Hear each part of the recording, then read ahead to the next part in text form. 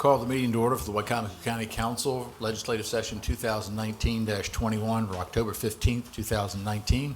Those that'd like to stand and join us in the Lord's Prayer and Pledge of Allegiance, please do. Father, hallowed be thy name. Thy kingdom come, thy will be done, on earth as it is in heaven. Give us this day our daily bread, and forgive us our trespasses, as we forgive those who trespass against us. And lead us not into temptation, but deliver us from evil. For thine is the kingdom, the power, and the glory forever. Amen. Pledge allegiance to the flag of the United States of America, and to the republic for which it stands, one nation, under God, indivisible, with liberty and justice for all.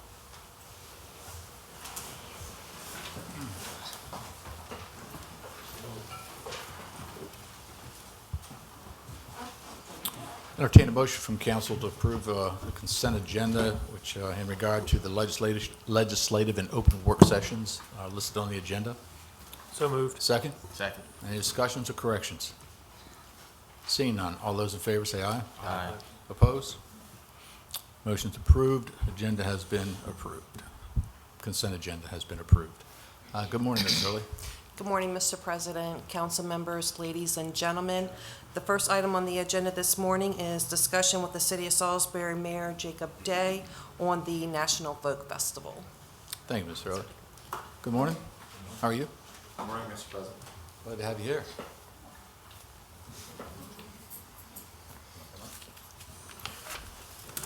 Thank you. Good morning. Good morning. Thanks for being here. Good morning, Yeah. gentlemen, Mr. President. Jake Day, Mayor of Salisbury. I think we all know each other. But to my right is Caroline O'Hare, the local manager of the National Folk Festival. And to her right is Julia Glanz, the city administrator of the city of Salisbury. We also have with us Memo Derricker, who is the executive director of Beacon from Salisbury University, again, someone you're all familiar with, who has assisted in the economic analysis of the impact of the National Folk Festival. Information which we've just gotten in the last 12 hours or so, Great. It's hot off the press. And I think there's still some work to be done, but we thought we'd invite Memo to be here as well. Memo, if you want to bring your chair up, you I'm good. Okay. All right. Great. Thank you, Mayor. Yes, sir. So thank you again for having us here. I greatly appreciate it, as we all do. I just wanted to give you an overview of this year's festival. And to start off, just as we all know, we had much better weather, and the crowds were considerably larger. We had, again, over 350 artists.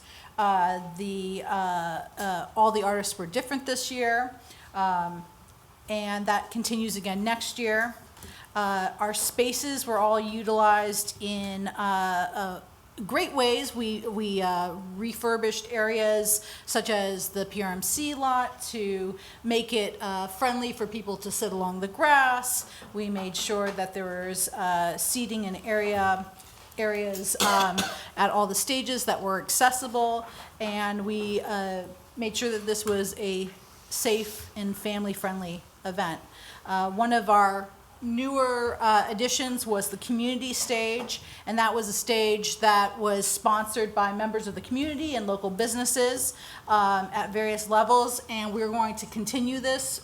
It's, I think, really cool that you can have your name on the stage and you're saying, this is our stage, this is our community, and this is our festival. There's a lot of dancing going on there. As you can see, all 3 days had a substantial amount of people, and again, we believe this will grow in the third year even more.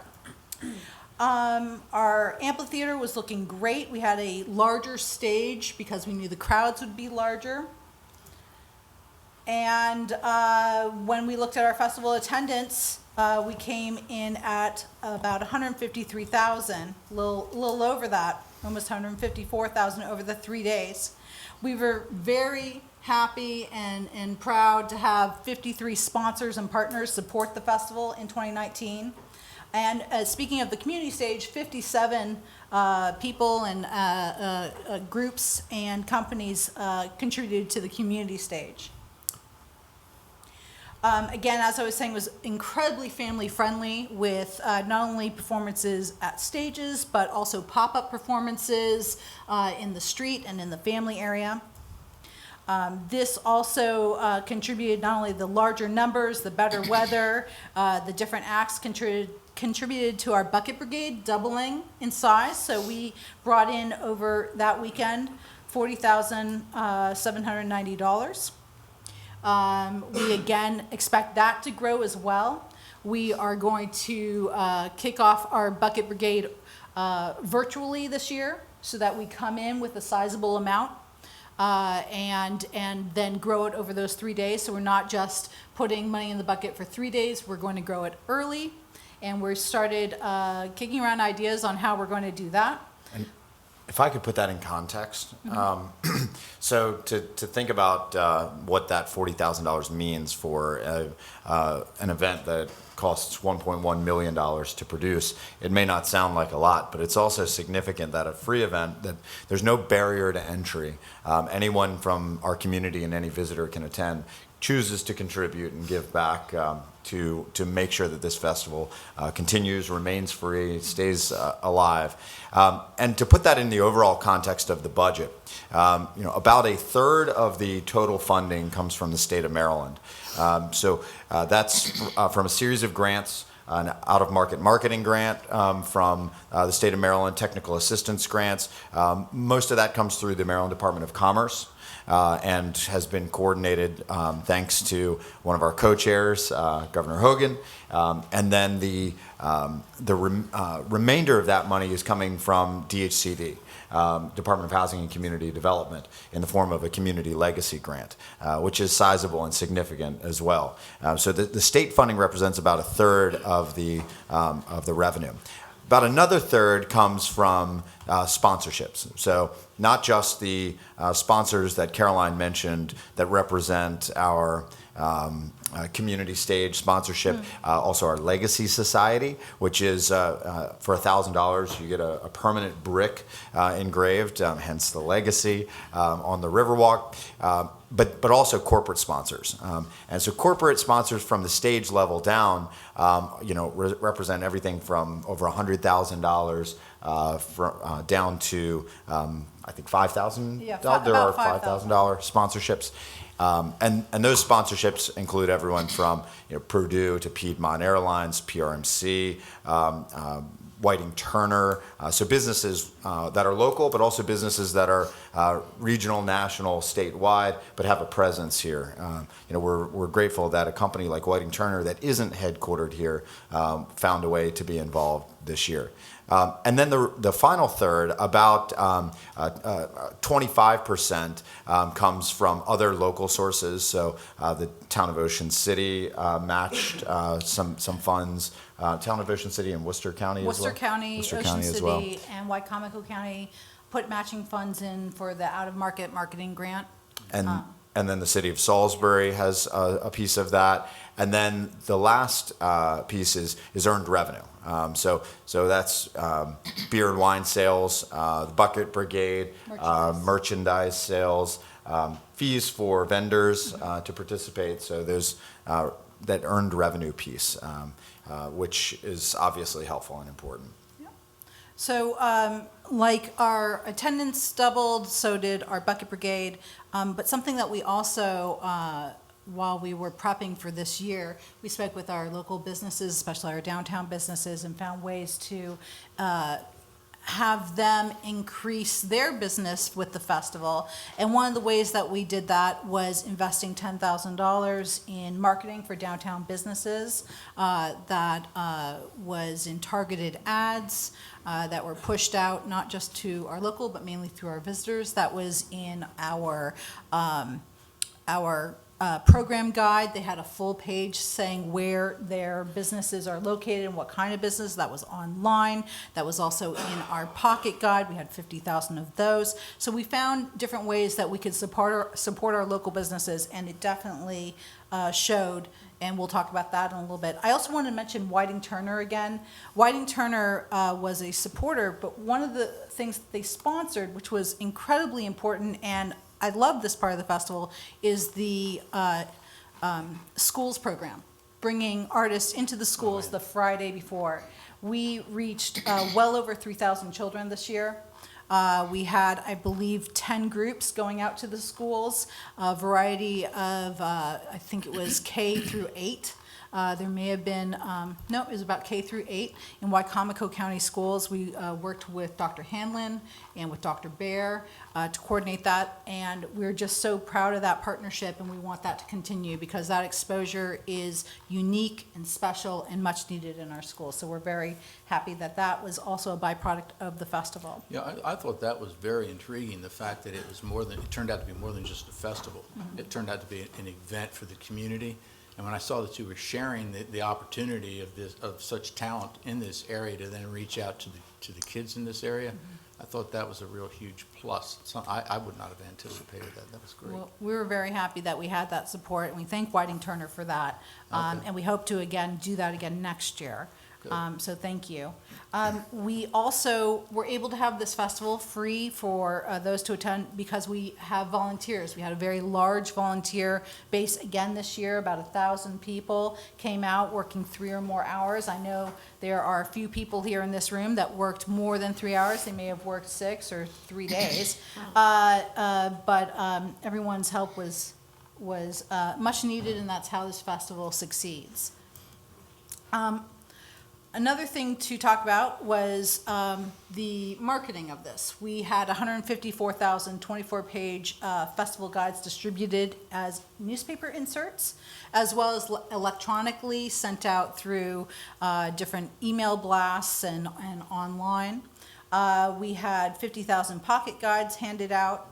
And when we look at our online reach, the number of people who had content from the National Folk Festival reached their Facebook feed between August 28th and September 24th was just a little under 20 million. It's an outstanding number, and all it does is promote Salisbury, promote Maryland, promote Wicomico, and bring people to this area and get them interested in this area. So again, this number is going to grow next year, and I'm excited to see what happens there. I think with that, I think what I'd like to do is actually let the mayor continue with Sure. this. You want to jump to the next slide for me? So a couple other things that I think we wanted to point out were that impact and promoting our area really comes, one, through a volunteer effort, a team that doesn't have necessarily tourism experience, and so partnerships are critical. And I want to just applaud Kristen and Steve and the team at Parks, Recreation, and Tourism from the county for the great job that they've done helping with that effort. I mean, this is truly a team effort because it has to be. It's a sizable effort to pull off. Sure. And remembering, taking us back to the fact that 34 cities were semifinalists in competing for this effort. 34 got past the first round, and we fought hard to ensure that our community was the beneficiary of this economic impact. And again, it's a team effort to get this sort of thing done. And you lived up to it. Well, You lived up to it. I appreciate that. Yeah. We've tried. Yeah. We've tried very hard. You couldn't help but feel a little bit proud out there that weekend. So, in addition to the number of visitors and attendance impact, we were also we've made some infrastructure improvements to anticipate this, both electrical and water around downtown. Those are utilities that obviously exist in the streets but aren't necessarily readily usable for the vendors, but need to be. Wi-Fi is one as well. We had to build out a compact Wi-Fi mesh network that could handle all of the people using their data plans, all of the vendors that need to use Square to process credit cards. And that, because that system was built out, we had water stations for folks to get drinking water for free. Again, recognizing that not everybody's going to come there with a bunch of cash to spend. And so 643 gallons went through our water stations. Gross sales on site from our alcohol and food vendors, 218, or was that just? No, that's just we don't take anything not from food. food vendor. That's just alcohol and merchandise. 218,000. I'm sorry, no, that's just alcohol. 218,000. Merchandise is 37,000. Bucket donations 40,000, and that nearly $300,000 is earned revenue to support that $1.1 million budget. And we're working toward this being a zero waste festival at some point. We're not there yet, but we're working toward it. One of the things you'll probably notice when you go is we've got composting stations, recycling stations, and waste stations as well, and then a volunteer standing next to it to help guide people. Oh, hey, that's not recyclable. That doesn't go in the compost. Yeah, right. Please reach back in there and take it out. I'm kidding. But that's that's an important part of our effort to try to make this not just an economically beneficial, but also a transformative community event. And also with the water stations, it's not just in conservation, but also health and safety, keeping people hydrated, which is another reason why we had misting stations around if it's too hot, to make sure we obviously had first aid stations and EMTs in different quadrants. But it was important that we realized that some people are going to have fun and play, especially our younger or older festival attendees, and we want to make sure that they're staying cool and taking care of themselves. Worth noting that those water stations saved the equivalent of 5,144 plastic water bottles being Because the water stations, because I remember seeing those, and that's where you could actually fill up your bottle. That's right. You wouldn't have to go get another bottle and all that and throw the other one away. You could actually fill up your bottles that you brought with you. Yes, you could. That was the purpose, yeah. Yep, that's correct. Just a couple other images of some of the great experiences that folks were having out there. Worth noting, ignore the guy on the right, but Howard Blumenthal, who is a journalist who was a longtime New York Times reporter, now runs a travel journal. And he came and wrote a great article about Salisbury and Wicomico County. He traveled around, ate in some restaurants, talked about his experiences, talked about catching musical acts outside of the festival as well. Going to some restaurants that were building off of and playing off of the festival being in town. So great article, and something we should certainly make sure you get that link to. As Caroline mentioned, we did have food vendors on site. That's part of the package deal. 26 food vendors that served all sorts of cuisine. But we worked really hard with our local partners this year as well to ensure that that businesses, the local businesses succeeded. And it was one of the things that we heard last year was help us succeed too. Now, granted, the weather probably didn't help, but it worked. Angelo's, who was open for their first weekend, sold 2,200 ice cream cones and 2,200 bowls of ice cream. You can understand why if you go to visit Sandy's team there. It's good ice cream. Maya Bella's had a great weekend. Roadie Joe's had a record weekend and a single-day sales record on Saturday. We heard from businesses all around, not just restaurants. We heard from businesses on like Lurkin Class Skate Shop, the downtown Baby Boutique. Who else? I was just saying Barefoot Baby. Barefoot Baby Boutique, that they set sales records over the weekend. Talking to all of the core business owners, even beyond downtown Evo and Specific Gravity, they all said it was an incredible weekend. And that was a part of the push for the executive committee too, wasn't it? It was. Exactly. To try to make sure businesses were were attended. Exactly, and in the executive committee, which is a group of local leaders and citizens, we tackled that idea of, well, we've got our local businesses that we want them to enjoy what we're enjoying here, and some of those ideas that we implemented came from the executive committee, so we appreciate those folks that came to the table with these great ideas, and we're seeing it bear fruit, which is fantastic. I also saw that not only did what we did made a difference, but what the businesses did made a difference. So those businesses, they didn't just wait in their store for someone to come in. They came out onto the street. They set up tables like you saw with Maya Bella's. They had their food out there in the front. We had the Brick Room do a thing with Brick Alley, which was a lot of fun. But it's finding ways to bring your customers in. And so I think this sparked a lot of innovation and ideas for our local businesses. And hopefully they'll continue that, not just at our festival, but in other events throughout the year. So the last thing that I want to share before, and you can go ahead and put up the last slide, come to the 80th National Folk Festival, September 11th through 13th, 2020. But the last thing that I wanted to share was information that we received from the Beacon study. So the way Beacon did this, and Memo can correct me on anything I get wrong, is they actually had graduate students, correct, that were surveying visitors to understand, how they're spending their time, how they're spending their money. And this is, I assume, standard practice in your industry, whereby they're trying to get a sense of where are you from and what drew you here? How did you learn about the festival? Did you go out to eat any times while you were here? Did you spend money at a gas station? Did you stay in a hotel or an Airbnb? How many people are in your party? How many people are in your party? How did you get here? What mode of transportation did you use? So questions like that produce information that then they're able to extrapolate into economic impact.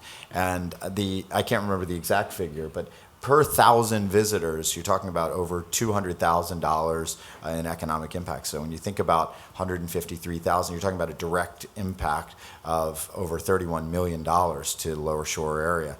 And then the total impact, including the marketing impact, is over $45 million this year. So total economic impact over $45 million, and that's a good weekend in our community. That's our biggest single weekend, and it's.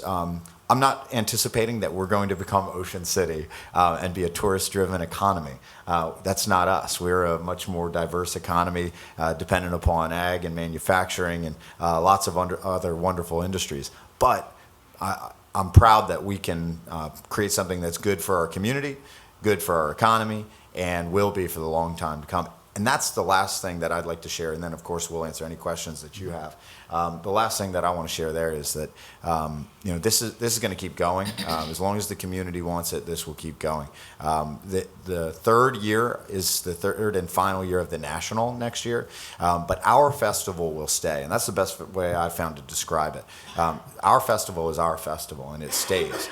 So this is something that we've created. Yes, it follows a formula, a national formula.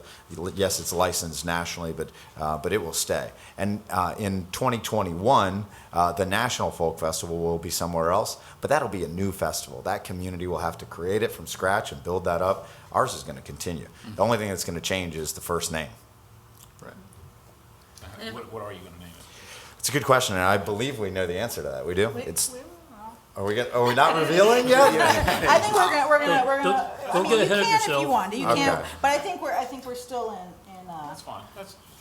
You can't I know- call it the National Folk Festival. That's correct. No, we're not. I know what I want to call it. What is going to be interesting, though, is that not only as far as drawing the crowds here, people talking about it, the enthusiasm of that, I would anticipate, too, that even all the talent that came here, they're going to go back to where they came from. And pretty much this will be a venue where these individuals, these bands, these groups want to come here. So that they'll Exactly. be knocking on your door. Because everybody's, well, what are you going to do with the talent after the national? Well, they're still going to be out there. Yeah. Eddie that's right. Cotton Jr. He left a really lovely note on a Post-it note before he left, saying that this was the best NCTA event that he's ever attended, That's and big. it's because of this city and the work that we did. So thank big. you to everyone that worked on this. And just a quick comment, I just want to say kudos to, Mayor Julia and Caroline Memo, and the 1,000+ volunteers and donors that, made this happen. It's just, the best way to describe it, it's just such a cool event. And like a lot of people, we attended it, and we had guests with us from out of town, and they were just enthralled by it. And I'm going to quote my wife. When it was Saturday night, we were just walking around, she kind of just stopped and said, look around. And you look around and you see all these people. And she said, what a diverse crowd. And look at them all. They're all happy. I mean, everybody's just there enjoying themselves. But you see just the diversity there of, the people it attracts. It's just such a great event for our community. And just kudos to you all for pulling it off, for another year. Thank you. Yeah, I don't think there was a moment where we were standing there in awe.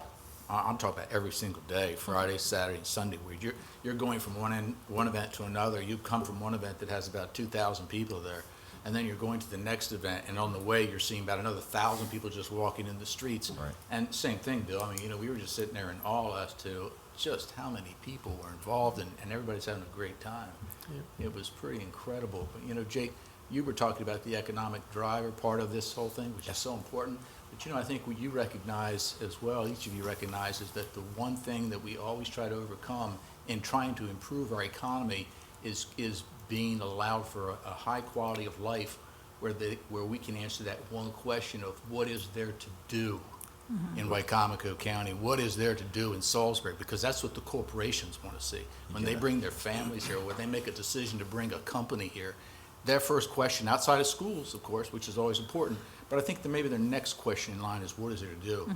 And you just answered that question, with a very loud affirmative, a lot. Right? I couldn't agree more. I think Yeah. schools is probably question number one. Right, And, yeah. and question number two is, what's the culture like? What's the quality of life? Do you have stuff going on that my family's going to want to be in that community? And my employees, if we're talking about a firm relocating or growing here. Right. You're so right. And I think it has to do with the strong partnerships that we have with our local, regional, and state partners, and we're so appreciative of work with them. And bringing in new partners is key as well, so that we can continue to grow and innovate. And thinking about what is there to do, I think about just in the short time that I've been here, how many things have started to pop up, and how almost every weekend there's something here. I mean, just recently the Beer and Wine Festival, you have the Seagull Century, you have marathons, you have Mizzlefest, you have all these different incredible things, poetry, and I think that's starting to shape our community, and we're starting to see, come out of our homes. Just like those businesses came out and said, we want you here, we invite you here, our community is coming out and saying, we want visitors here, we want people here, and it's an exciting time to be part of this community. And if I could just add, I spent the weekend in Richmond, which celebrated their 15th folk festival. They had the national in the 2000s, and it is incredible to see what's happened to that city, mainly in part to this festival, and that's what is in store for us, becoming a huge arts city, just growing with arts and culture, and we can expect that here as we keep going, and this community continues to build behind it. Sure.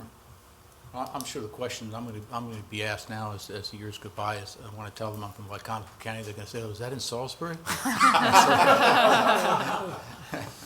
But thank God Salisbury's in Wicomico County. Yes, it is. As well as each of you. We really appreciate your hard work. We're proud to be in Wicomico County. Thank you.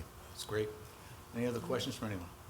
Thanks. I think that is, yeah. We just Thank wanna you, gentlemen. Have you in. I appreciate Thank it. you very much for what you've done. Absolutely. All right. Take care. Have a good evening.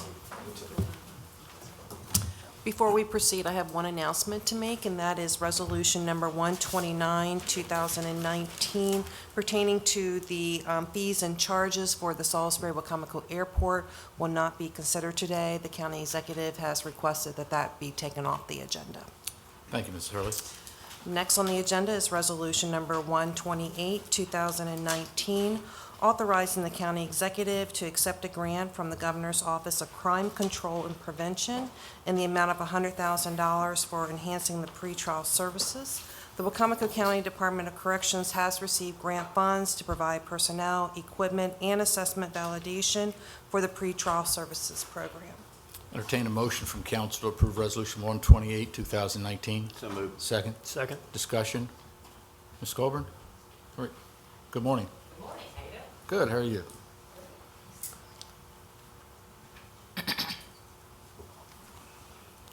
So we're looking at $100,000, is that right? That's correct, sir. Could, if you could just give us an overview for the public, that'd be great. Just quick. I'm no good with these. The money will go into enhancing our technology and our ability to supervise our pretrial offenders, particularly the ones that are domestic violence offenders. Also into establishing a barcoding inventory for the electronic monitoring equipment, which is very expensive, and enhancing our ability to maintain the supervision of these guys when they're out there. So there's no cash match, there's no in-kind, it's a grant that it benefits everyone. So I was like, yes, Right, two right. thumbs up. Have we received this grant before? We received less money last year. They increased our amount of money this year because we're really very proactive with domestic violence offenders, and that was something that they very much wanted to support. Okay, good work. No questions? See, you had 29 conditions on this. Yeah, follow them closely according to what the grant says. Oh, yes, sir. That's good. That's good. That makes sure it's getting used the way it's properly supposed to. We take care of it. Appreciate it. All those in favor of Resolution 128, 2019, say aye. Aye. Opposed? Motion's carried, resolution passes. Thank you very Thank you all much. very much.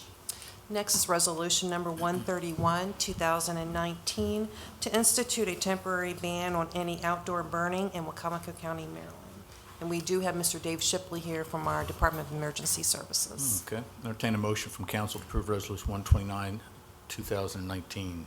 So Oh, moved. wait, hold on a second here. No, I'm sorry. That's the one we pulled, right? Yes. I'm sorry. Entertain a motion to approve Resolution 131, 2019. So moved. Second. Second. Discussion. Mr. Shipley. Good morning.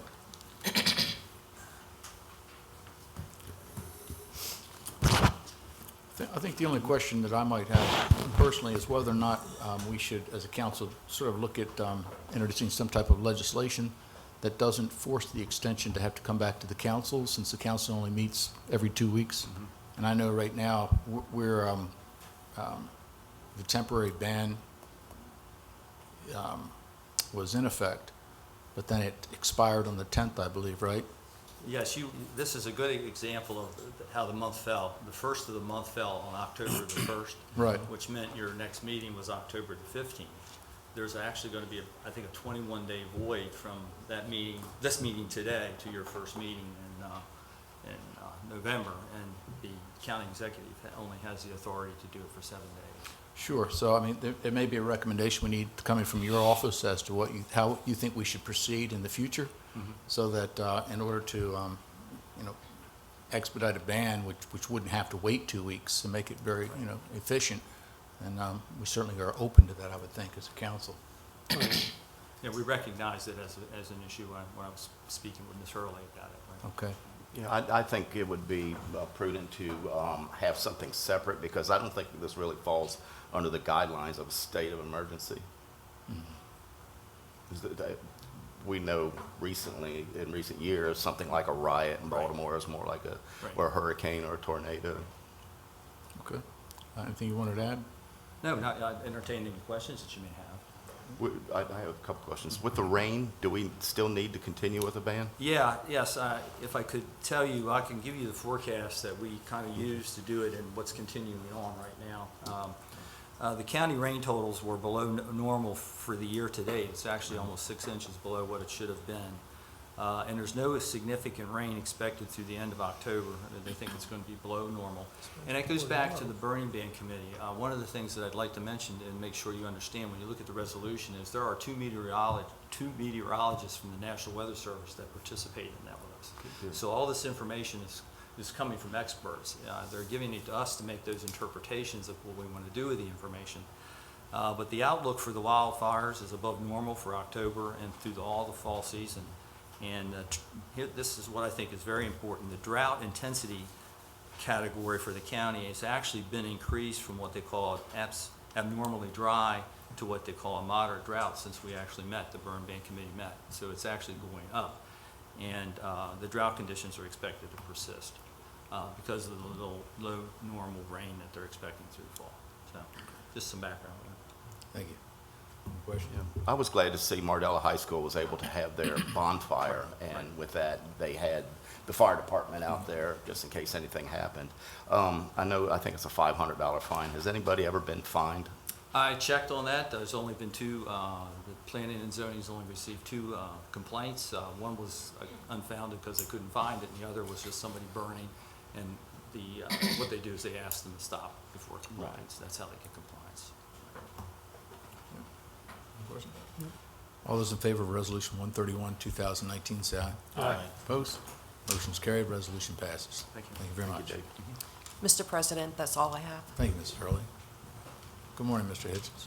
Good morning. I call your attention to Resolution 130, 2019, accepting the internal auditor report on the recycling program at the Solid Waste Division. Entertain a motion from council to approve Resolution number 130, 2019. So moved. Second. Second? Any discussion? We performed a study on the county's recycling program. The Maryland Department of Environment accepts figures of every county's diversion rate and publishes an annual report detailing the efforts. The Maryland Recycling Act requires that Wicomico achieve a 20% diversion rate. The most recent report shows that we were at 28%, so meeting that requirement. Recycling is performed in the county in several ways. City of Salisbury residents have curbside pickup. The county runs a number of convenience centers and recycling centers. Some businesses sell their recyclables directly to haulers. And then there's also commercial processors that exist within the county. Besides the county's centers, the county relies on third parties to provide accurate recycling data. The Recycling Act, however, doesn't require that those businesses report their figures to the county. Therefore, the county's recycling coordinator has to work to obtain those figures from them voluntarily. We did perform a couple of analysis on the recycling. First, we tracked the overall recycling levels for the whole county. There are inconsistencies within the levels, but that mostly comes from some business participating in the reporting in one year, but not in others. Going back to that no mandate situation. The second is the recycling activities at the convenience centers and recycling centers. It was outside of the scope of this study to determine the reasons for those trends. Effective this calendar year, counties will no longer be able to count chicken litter toward their diversion rates, so we'll see a drop in that category. We did conclude that the county's measurement and record keeping for recycling is at a satisfactory level, and I'd like to thank the management staff at Solid Waste for all their assistance, and I'm happy to answer any questions.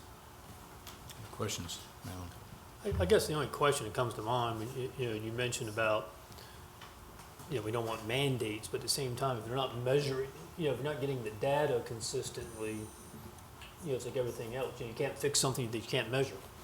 So, we want that data to be accurate, and we want I don't know how we can, or what suggestions can be made that we're ensuring that the data is being provided.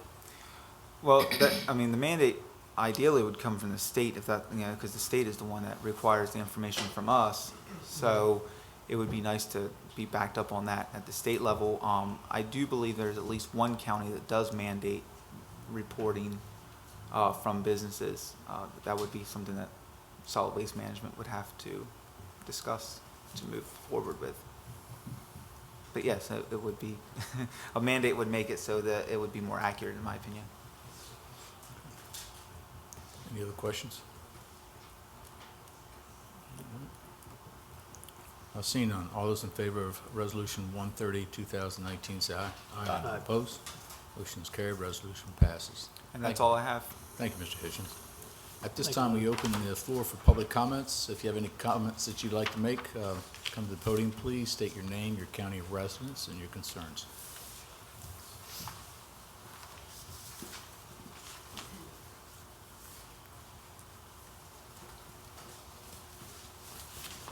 Good morning. My name is Mary Ashanti, and I'm president of Wicomico County NAACP and I also reside in Wicomico County. As always, I thank God for the opportunity to be here. Our President Cannon, members of the County Council, again, good morning. Two things. In his absence, I want to thank the county executive for his attendance to our Freedom Fund banquet, and all those from county government, Lori Carter, and all those from county government that came and supported us. And we just want to thank them for that. The other thing is, I want to put something on record, and I'll read it. Dr. Eddie Boyd represented Wicomico County NAACP on the Wicomico County School Board Nominating Commission. And he did send a documentation to the County Council. It says, greetings, President Cannon, members of Wicomico County Council. Thank you for the invitation. And I go on to say, due to prior commitments, he's unable to attend, and he sent his writing, his concerns in writing. So my overall impression is that the process worked as designed. A core of dedicated commission members took seriously our responsibilities. We worked well together in performing the duties required in the education article of Maryland Code, and provided the names of 2 qualified candidates to you for each of the vacant positions on Wicomico County Board of Education. Utmost for us was the vetting of candidates to discern their familiarity, suitability, and commitment for doing the work of a school board member. And until now, it was my impression that you valued and were pleased with our work. Therefore, I am baffled that you're considering terminating the nominating commission. This signals to me that we failed, even though 4 vacancies were filled without any major problems, as far as I know, with the process. As we had shared earlier, the lack of funding source compromised the commission's effort to widely alert county citizens of openings and invite those interested to submit applications. However, I believe we managed to get notices out, even though not with the saturation we would have liked. This can be easily overcome by providing the commission a budget. Also, unfortunately, several commission members never participated in the process. Since members were appointed by the county executive, in hindsight, we should have formally notified the county executive and asked him to address the matter. If necessary, he could have appointed new members from the appropriate groups those missing members represented. Actually, since the county executive appointed the commission members, all commission questions, communication should have been addressed to the county executive rather than to the president of the county council, until the commission submitted names of the nominees to the county council. Therefore, the appearance of any conflict of interest or undue involvement of the county council in the commission's work is avoided. In short, the minor challenges the commission experienced can be easily addressed administratively rather than legislatively terminating the commission. A key aspect of the formulation of the commission, as stated in the Maryland Code, is, to the extent practical, the commission shall reflect the gender, ethnic, and racial makeup of the county. Sadly, terminating the commission signals the county council no longer desires to codify such a lofty aspiration. Finally, if the county council remains the authority to fill vacancies on the Wicomico County Board of Education, but without the commission, then such a move will surely have the appearance or weakening the independence of Wicomico County Board of Education.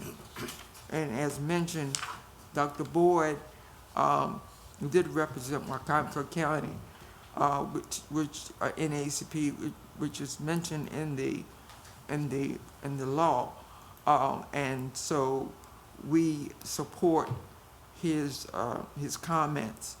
Also, Dr. Boyd had served on the Wicomico County Board of Education, I think for 2 terms, I think for 10 years.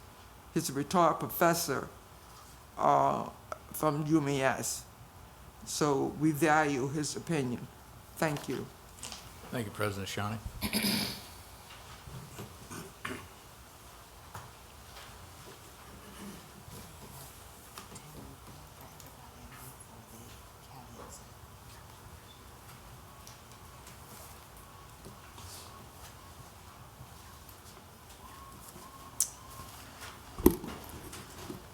Good morning Morning. to the council members and those here assembled. My name is Sandra Martin, but I stand before you today to represent my pastor, the Reverend Dr. Louis Nathaniel Watson of the First Baptist Church of Salisbury, Maryland, on the corner of Delaware Avenue and Booth Street. I have handed out a pamphlet. Reverend Watson is inviting all educators, business leaders, city and county officials on November 12th to First Baptist Church. He has something planned for you special. So I'm just here to invite you. Hope that you will attend on the 12th, and you certainly are welcome to attend the entire session from Sunday till Tuesday. But he has set aside Tuesday for the leaders of the community. So we look forward to seeing you, and we hope that you will be able to come with us. And I also left a copy for the county exec. What time is it? It is from 7, it starts at 7. Every night, Yes. Or actually Sunday and says- Monday? or it has It's Sunday Sunday, at 6. Monday, and Tuesday. Sunday is at 6. Yeah. But we'd be glad to have you all 3 nights. Thank you. Thank you very much.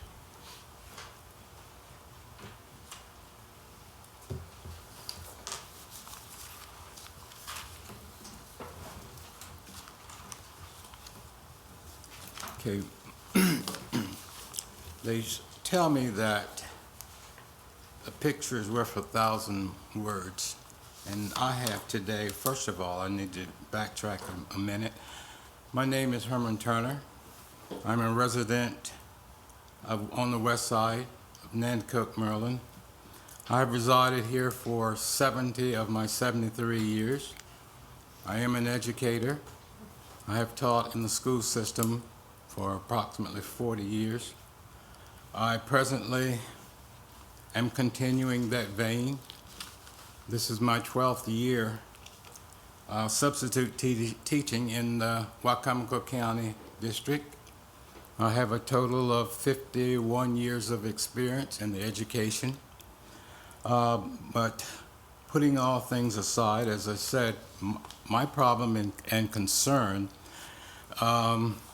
I have pictures basically to support. I don't have paperwork to give every individual, but again, looking through the pictures at my concern in the little village as referred to by the news media of Nanticoke, Maryland. And if you will pass those around, those are springtime pictures, and these are the pictures as of today. I reside in Nanticoke, Maryland, as I've stated. I live on Turner Lane, which is a county road in Wicomico County.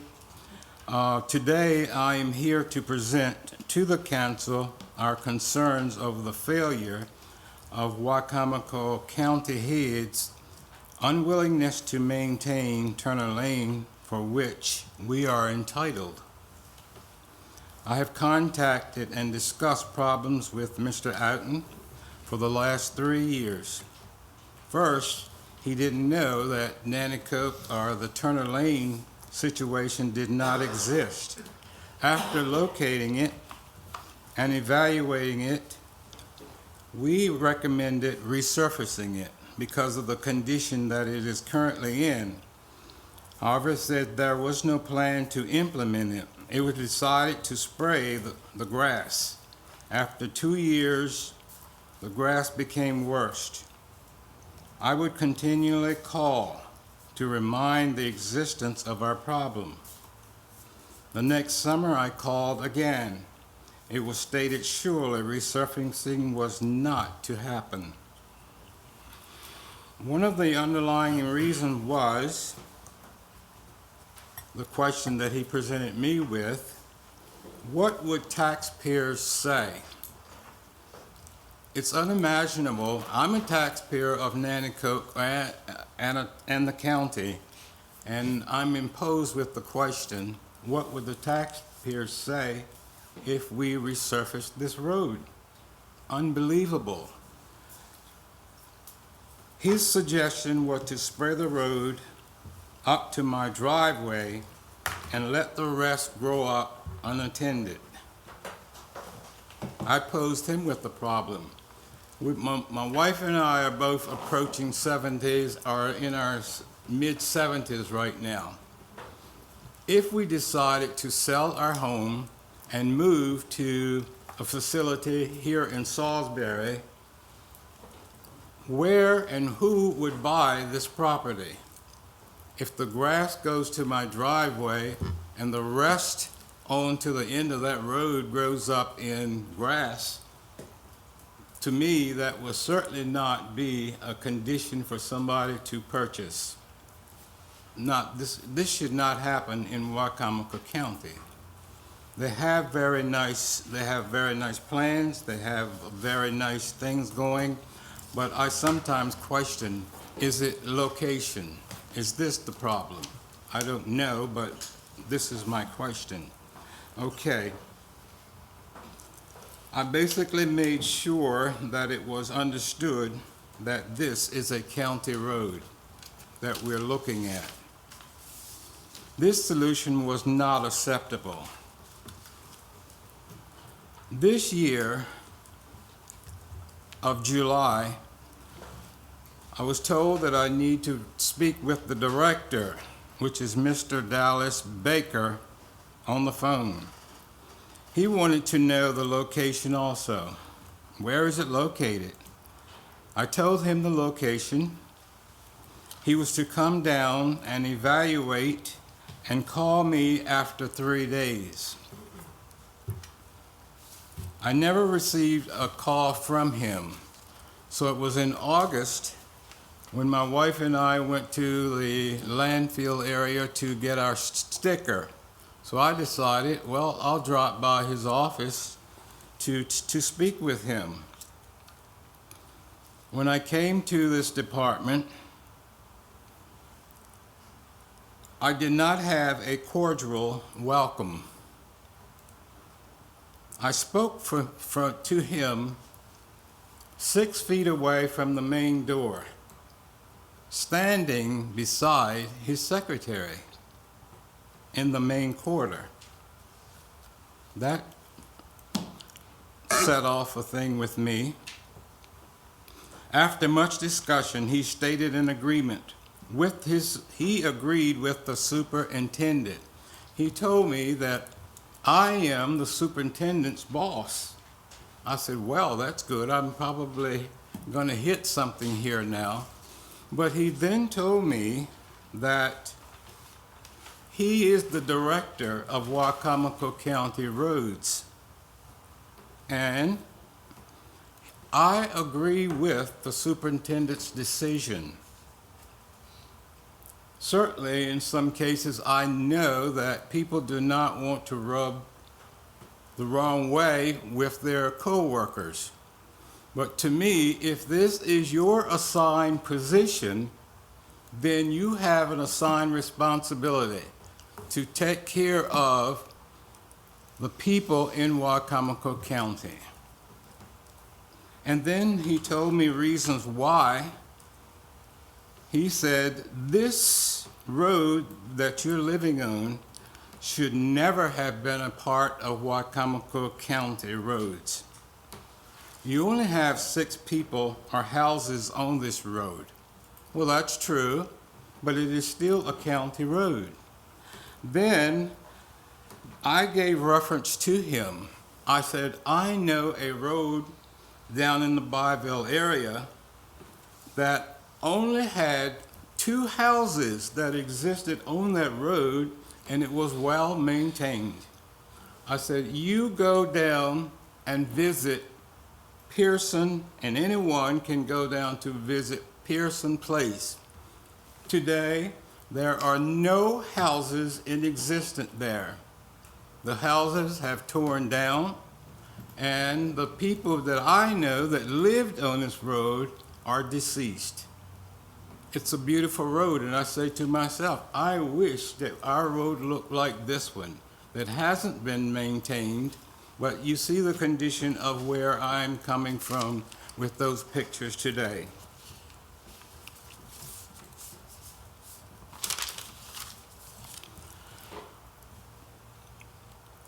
It is my hope that instead of giving reasons why our roads should not be properly maintained, Wicomico Roads Division needs to review their mission statement and do the right thing. I personally read their mission statement, and their mission statement said, this is not verbatim, but this is basically the essence of that mission statement. When I was in the school system, all schools had mission statements, what you will do in the course of the year. And by the end of that school year, we had to sit down and analyze to see whether we had met those goals or not. If it did not meet them, then you had to revise the mission statement. So verbatimly, what they're saying in the mission statement is that when we do a job on a road, we go back and we analyze it and we look at that road to see if it's meeting the requirements that we want it to be.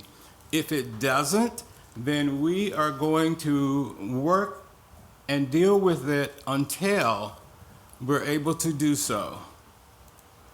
I don't think it's a beautiful mission statement, but I don't think it's been looked at. Probably it's online, anybody can go in there to read it, but I don't think they've gone back certainly to reevaluate what they have done to us on our road.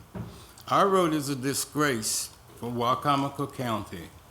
I am very displeased about it.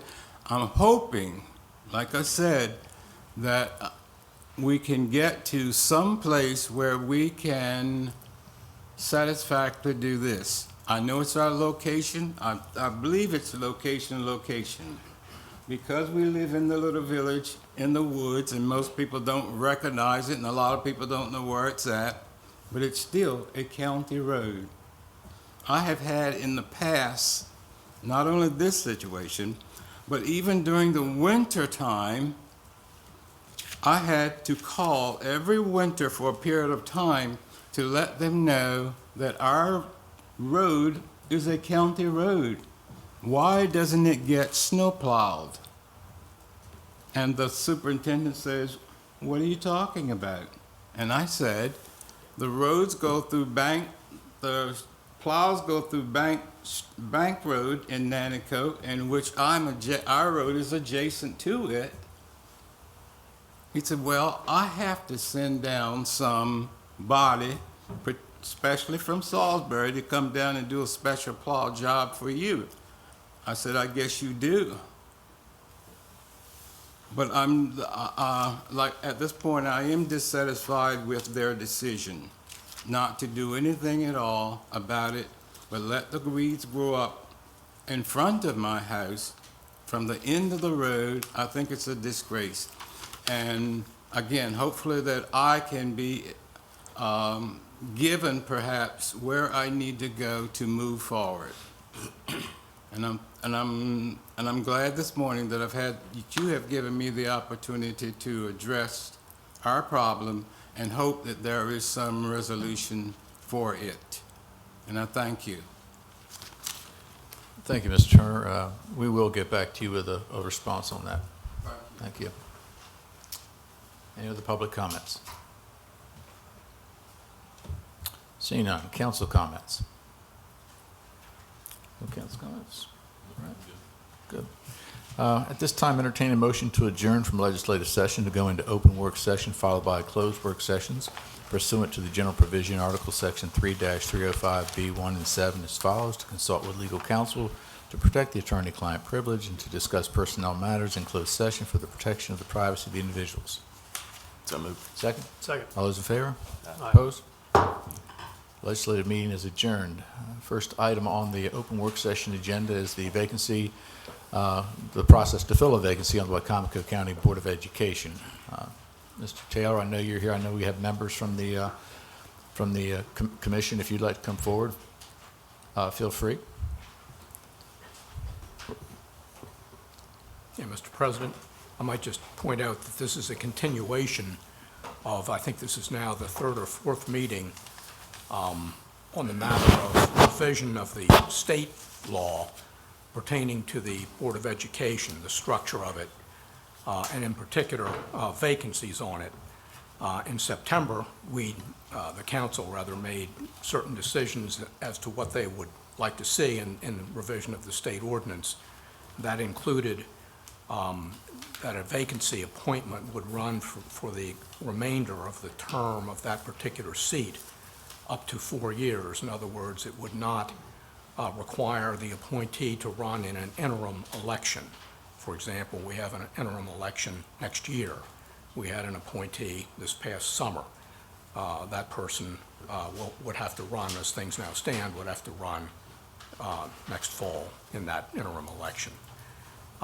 We also made some other changes. I can go through them if you want me to. What we didn't resolve fully was the situation with the nominating commission, either doing away with it or changing it. And that's what's been discussed, I think, the last two meetings. I would point out, since it's been a while since the initial presentation on this, that there are 4 counties of the 24, if you include Baltimore City, in Maryland, that have a nominating commission. We're one of the 4.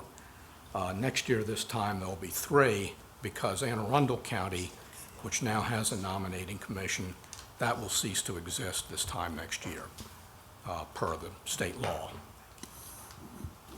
That's all. That's really all I have. All right, thank you, Mr. Taylor. Appreciate each of you taking the time to be here. If you could state into the microphone your name and your relationship to why you're here today. As you know. I'm Ben Brumley, and I was the chair of the nominating committee. Okay. My name is Mary Ashanti, and I'm president of Wicomico County NAACP, and one of the entities that's listed in Senate Bill 145. Okay. I'm Charles Gray, and I was a member of the commission representing the town of Fruitland and the Fruitland Chamber of Commerce. Okay, great. We appreciate y'all being here today. I think the reason that we went down this road, began in this particular direction, was, I don't think it was just off the cuff where we just decided, well, we've had a commission, let's see if we can change something. That's the last thing we really want is to create more work. I think there was a legitimate concern as to the vacancies that were occurring, and whether or not we had the substantial measures in place to address vacancies when people were not showing up, whether or not it impacted the fact that you had a quorum or you didn't have a quorum. So we were concerned about that. I think the concern was whether or not, in the name of diversity, whether we sort of created sort of an insurmountable goal of trying to get so many people to the table at one time, and it might not be something that's physically possible. So the thought was well, maybe we need to downsize. In the interim, as Mr. Taylor had mentioned earlier, we found out that even though we had formed a commission, there were a lot of counties that were not using commissions. And so as a second thought, it was like, well, are we going down the right road at all? So it is open for discussion, as we said before, and Mr. McCain, Councilman McCain made some very good points at the last work session, such as, well, maybe we haven't given this enough time, and maybe we need to continue on as we are, and not be so quick to make adjustments. But then again, we still want to make sure that we're listening to each of you, and if there are substantial changes that might need to be made, that we do look into that. Is the number too large? I've always said before, are we requiring too many public hearings where the public is not really attending at all, and it's just creating sort of a nuisance for everybody as opposed to any benefit? So I'll leave it to you for whatever input you might like to add. Well, and I might just interject, just to repeat some of the comments from the last meeting, because I know in our package, we kind of keep referring back to the September 3rd meeting, but we've talked about it twice since then. Mm-hmm. So, it's not really an updated version of this, because I did feel that the last meeting, we sort of had or I felt certainly a consensus that we certainly felt like eliminating was not a path we were interested in. Now whether we were making any changes to it in terms of the makeup or something, but the makeup of that commission, going back to the history of that, a lot of input was put into that when that was formed to make sure that there was community representation and that it was a diverse representation on that committee. So, kind of going back to statements from the last meeting, I for one, I didn't feel necessarily this was the best test. This was the first time we've actually tested the process, but we only had 2 candidates for one thing, which kind of meant there wasn't much from the commission standpoint. You're supposed to recommend 2. Well, we only had 2 candidates, so from that standpoint, everyone, once someone volunteers to serve on a commission, you certainly expect them to fulfill their duty, but at the same time, there wasn't necessarily a whole lot of motivation there when the work was kind of done for them, because there was only 2 candidates, and you were supposed to recommend 2. So, but with all that said, the process actually, I felt worked. I thought our bigger question for us to actually address now is the issue of, do they serve out the remainder of the term, which I certainly think they should. Once someone's appointed, it is a little unusual, the situation we have right now, where they get appointed, and then the next election, which I'm not so sure if that was ever intended to, I'm not so sure if it was intended to be the next election or the next county election, but the way it's worded, it's the next election. So what happens is right now, like the person has been appointed, well, they're out of cycle now. They now got to run next year, and if elected, they got to run again in 2 more years. Well, obviously, that just does not seem to make logical sense. But anyhow, so I think the bigger question, for one, I'm not real enthused about us trying to necessarily tinker with the makeup of the commission, just because that was, a lot went into making sure those different aspects of our community was represented. So trying to pick and choose which ones are we going to eliminate and which ones are we going to put back in, I think disagrees with the intent of the original makeup of that commission. I'm sorry, go ahead, Mr. Bromley. Mr. Brumley? I'd like some clarification If you can, excuse here. me, if you can make sure that each one of you have a microphone and that you're speaking directly into the microphone. I'd like to make some clarification here. This was the second, you referred to, this was the second time that the commission met That's for true. the reappointment of someone for Mr. Gosley, who passed away. That's correct. The first time we met, we had to submit 6 names, and we had 13 candidates Move your that, mic closer, if you- Thanks. 13 candidates that applied. And in the public hearings, we did have question and answer, and we didn't have the attendance that we would have loved to have had, but we had a decent attendance. And there was a time that the public got to ask the candidate questions. We did limit what kind of questions, so they couldn't get into their personal life, but more of their commitment to the students of Wicomico County. And that was a good thing. You And, know, that was the whole purpose of that, was to give the public the opportunity. And the second time, the last time we met, we could only go for District 3. It could not be of the entire county because Mr. Gosley was elected from District 3 and was representing District 3. So that limited how many people could apply. We did have some issues with advertising. It seemed that the different venues of advertisement did not respond to us and help us out like they did the first time. And again, that's Mr. Boyd and what Mrs. Ashante read a while ago. And we did ask that if you change things, that you do present some type of a budget for secretarial issues and also for advertising. But I think this commission did a fabulous job, gave up a lot of time, and from what I've heard from members of the commission and also the public is that they almost feel a little bit unappreciative of the action that's been taken. I know people, you know, you hear a little bit and you add to, but the thought of doing away with the commission, in my opinion, is taking away the voice of the people. I don't care if we're the only county in the state of Maryland that has the commission. We are now giving the citizens of Wicomico County a voice in a process that we elected to have done, an elected school board. And for just the council or the county executive to go forward with filling a vacancy, I think is a slap in the citizens' face of Wicomico County. Yeah, I think at the last meeting, we already established that the secretarial staff from the Board of Ed would assist the nominating committee. So my question is, where would this budget come from? That's the your Board job, of Ed, man. or would it be? I think it would come from the Board of Ed. That was the understanding I Yeah, had that's- from the last meeting. Yeah, that's not our So, role.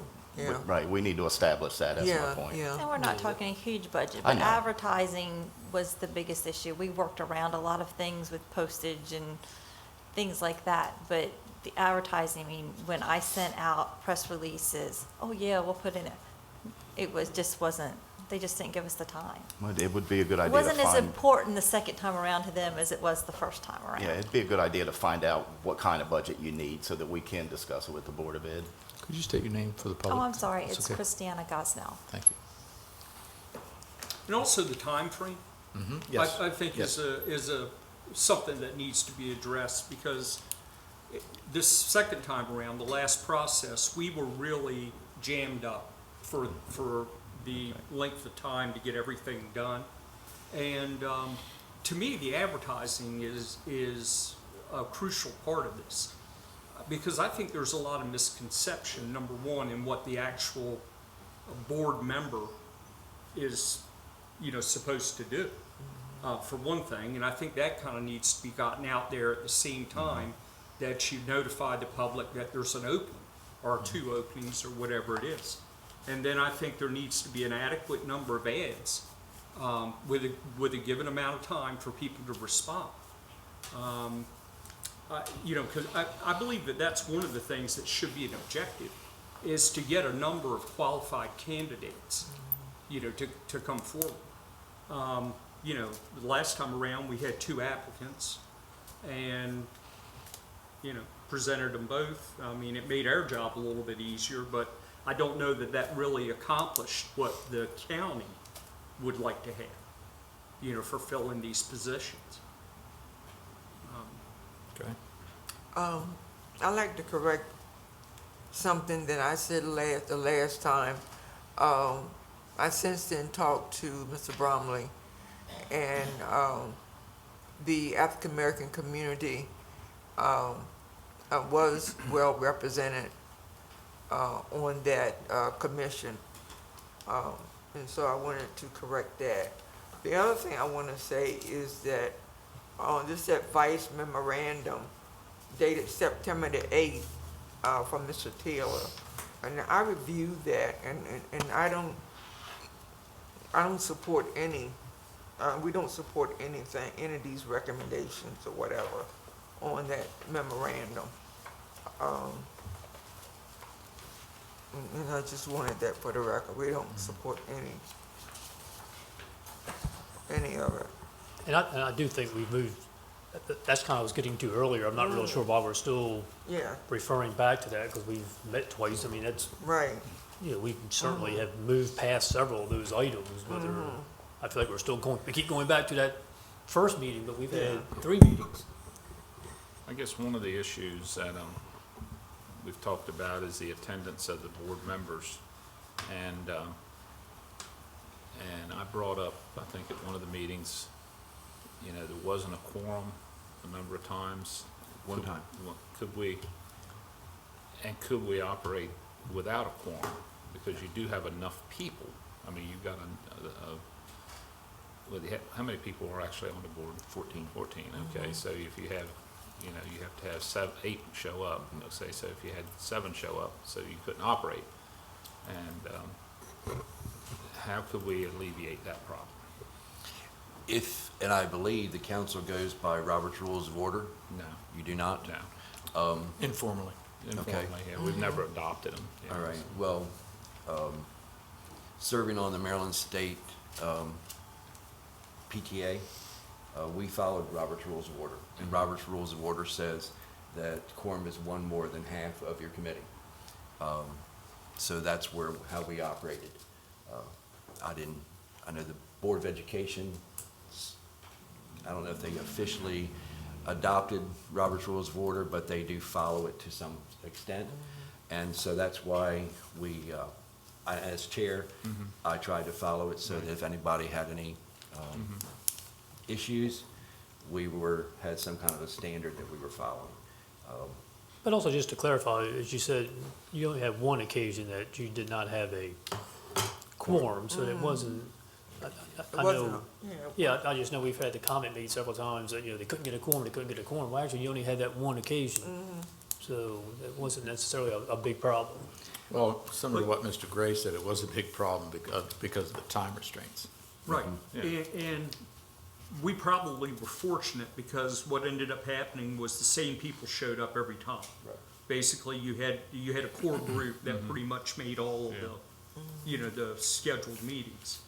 So, I think if you're gonna have 14 people, you ought to get a commitment from 14 people.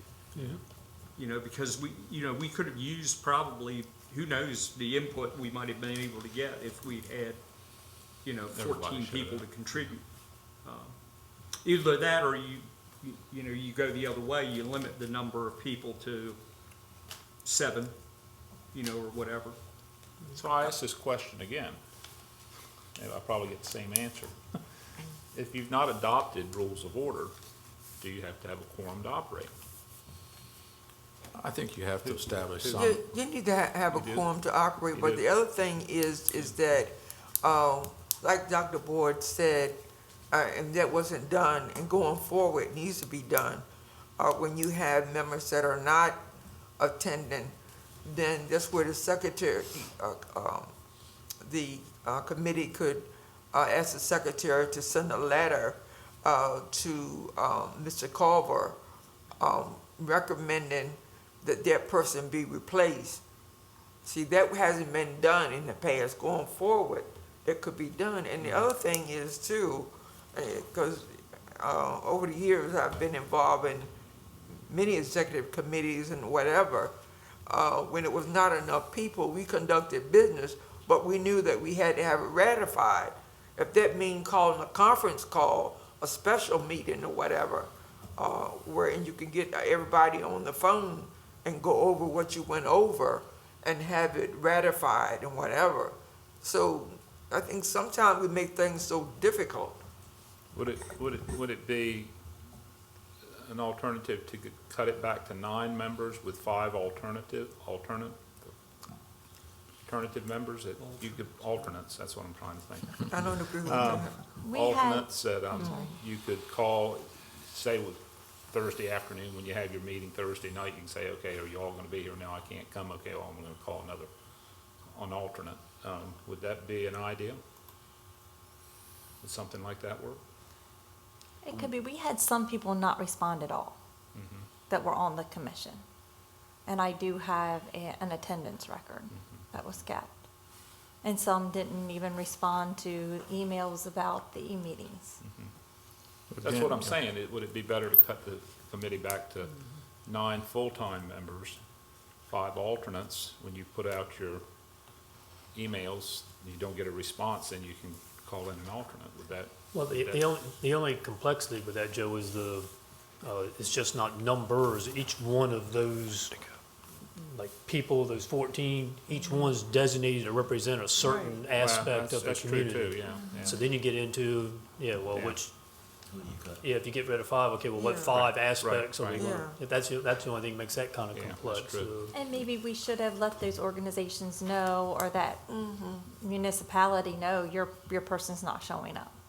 So from what I take out from what you've shared with us today, it looks like we need to address 4 issues. One is the time frame, seeing how we might have to adjust the time frame to give you a lot more time to even address your concerns. I mean, if you have to replace a member, that's a time-consuming process. By the time we replace them, we could be beyond our deadline. So we have to look at recreating the deadline. The time frame would be one issue.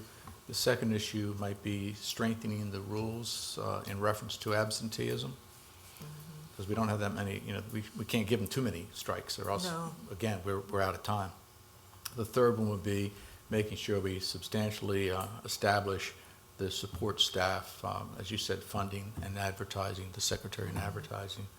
And as was touched on by Councilman McCain, how are we going to, if we do, redefine the next election? Because I think that is a good point. That was so, we had to go between attorneys, 2 or 3 times to define exactly what was the most appropriate time for this individual once appointed, to then have to run for election. So those are the 4 issues that I see. I don't know if there's anything else I'd like to say. Background checks were always an issue. Yeah. Background checks. You mean And I guess as far as the time, or not having this staff to do that? Well, who was going to do it? Who was going to be responsible for paying for a background check? So It falls into the budget part of it, yeah. if you're going to rewrite or submit a rewritten bill to the legislature, I think you should look at 2 things that this is an issue, but the other one is, in this last one, the council had a tie. There's nothing written to what happens in the case of a council having a tie on voting on the candidates that they want to appoint. I think something needs to be set in stone. What do you do then? Do we start the process all over again? Do the applicants that have applied and were put forward, do they have to reapply? But I think that's something that you need to look at, because that was an issue in the last one. It wasn't the first time, but it was the last time. The other issue is who pays for it and how many do you do of the background checks?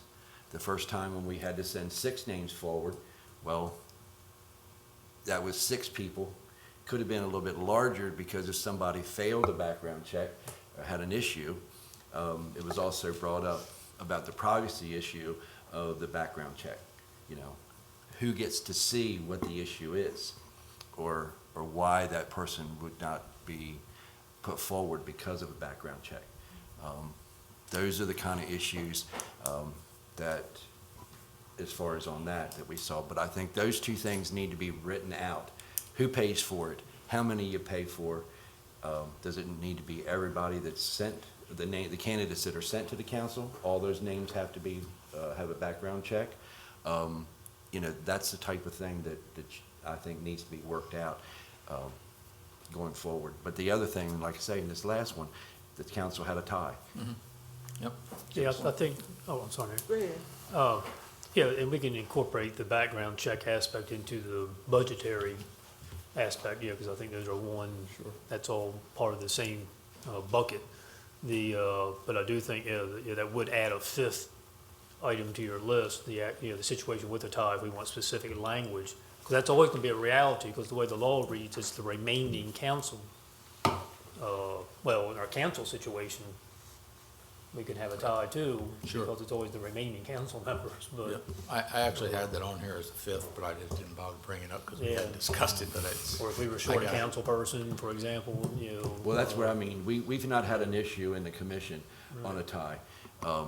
Because actually, in Robert's Rules of Order, the president or the chair doesn't vote unless there's a tie. That's when they vote. So I was meaning the council, you guys had an issue of a tie. Yeah, because And we had so that's what- six people at the time. Right. Yeah. That needs to be addressed. I think you have to be careful about the timeline, because you're talking about reducing a person or however many seats on the board that you're filling a vacancy for, and so to make sure that their work goes forward. So I think you have to, it's tight, it really is tight, but you're also talking about they're making decision for our children. So, by the time we do 60 days and you do 60 days, you're talking 120 days. How long are you talking without a seat on the board? And that also throws their numbers off. But, The hearings are what adds a lot to that. I mean, trying to squeeze them into that timeline. Right. And advertising them. Right, Yeah. right. And I don't know whether